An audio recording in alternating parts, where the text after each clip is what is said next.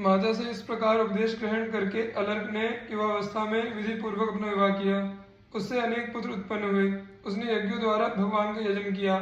तदनंतर बहुत समय बाद वृद्धावस्था को प्राप्त होने पर धर्मपरायण महाराज वितध्वज ने महारानी मदालसा के साथ तपस्या हेतु वन जाने का विचार किया और पुत्र अलर्क का राज्याभिषेक कर दिया।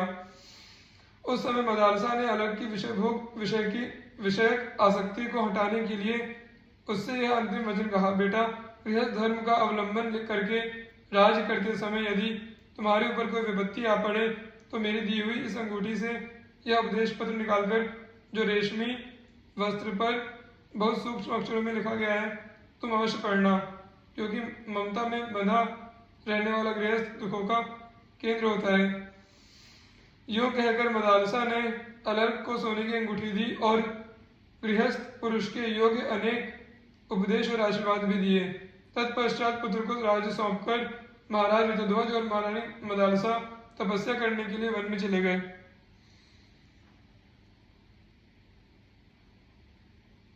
अलर्क यद्यपि धर्मात्मा राजा थे और वे अपनी प्रजा का न्यायपूर्वक पुत्र की ही भांति पालन करते थे, परंतु मन को प्रिय लगने वाले विषयों का भोग करते हुए उन्हें कभी भी उनकी ओर से वैराग्य नहीं हुआ। उनकी ओर से उन्हें अतृप्ति बनी ही रही। उनके इस प्रकार भोग में आसक्त, प्रमादी और अजितेंद्रिय होने का समाचार उनके भाई सुबाहु ने भी सुना, जो वन में निवास करते थे। अलर्क को किसी तरह ज्ञान प्राप्त हो, इस अभिलाषा से उन्होंने काशीराज की सहायता से अलर्क पर आक्रमण करने की तैयारी की और दूत भेजकर कहलाया कि अपने बड़े भाई सुबाहु को राज्य दे दो। अलर्क ने उत्तर दिया, मेरे बड़े भाई मेरे ही पास आकर मुझसे प्रेम पूर्वक राज्य मांग ले। मैं किसी के आक्रमण के भय से थोड़ी सी भी भूमि नहीं दूंगा। अलर्क का इस प्रकार उत्तर सुनकर काशीराज ने अपनी समस्त सेना के साथ अलर्क के राज पर चढ़ाई कर दी। उन्होंने अलर्क के सीमावर्ती नरेशों को अपने अधीन कर लिया। इतना ही नहीं, अलर्क के दुर्ग रक्षकों को भी साम दान दंड भेद से अपने वशवर्ती बना लिया। इस प्रकार शत्रु सेना से घिरे अलर्क का सैन्य बल और कोष क्रमशः क्षीण होता जा रहा था। इससे उनका चित्त व्याकुल हो उठा।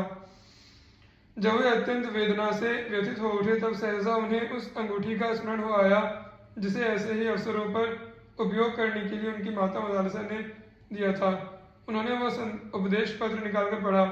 उसमें लिखा था, संगः सर्वात्मना त्याज्यः स चेत् त्यक्तुं न शक्यते स सद्भिः स कर्तव्यः सतां संगो हि भेषजम्।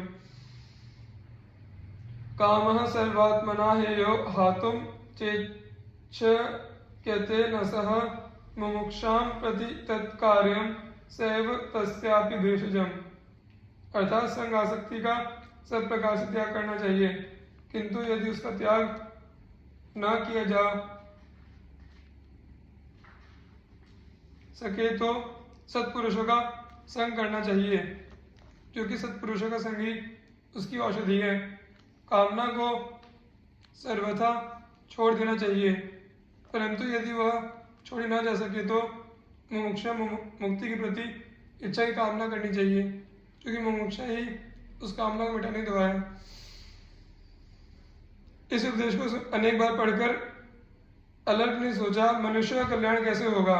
मुक्ति की इच्छा जागृत करने पर, और मुक्ति की इच्छा जागृत होगी सत्संग से। ऐसा निश्चय करके सत्संग के लिए वे महात्मा दत्तात्रेय जी की शरण में गए। उनके चरणों में प्रणाम करके राजा ने उनका पूजन किया और कहा, ब्राह्मण, आप शरणार्थियों को शरण देने वाले हैं, मुझ पर कृपा कीजिए। मैं भोगों में अत्यंत आसक्त और दुख से आतुर हूँ, आप मेरा दुख दूर कीजिए। दत्तात्रेय जी बोले, राजन, मैं अभी तुम्हारा दुख दूर करता हूँ। सच सच बताओ, तुम्हें किस लिए दुख हुआ है? अलर्क ने कहा, भगवान, इस शरीर के बड़े भाई यदि राज्य लेने की इच्छा रखते हैं तो यह शरीर तो 5 भूतों का समुदाय मात्र है। गुण की ही गुणों में प्रवृत्ति हो रही है, अतः मेरा उसमें क्या है? शरीर में रहकर भी वे और मैं दोनों ही शरीर से भिन्न हैं। यह हाथ आदि कोई भी अंग जिसका नहीं है, मांस, हड्डी और नाड़ियों के विभाग से भी जिसका कोई संपर्क नहीं है, उस पुरुष का इस राज्य, हाथी, घोड़े, रथ और कोष आदि से किंचित भी क्या संबंध है। इसलिए ना तो मेरा कोई शत्रु है, ना मुझे दुख या सुख होता है, और ना नगर तथा कोष से ही मेरा कोई संबंध है। यह हाथी घोड़े आदि की सेना न सुबाहु की है, ना दूसरे किसी की है, और ना मेरी ही है। जैसे कलसी, घट और कमंडलों में एक ही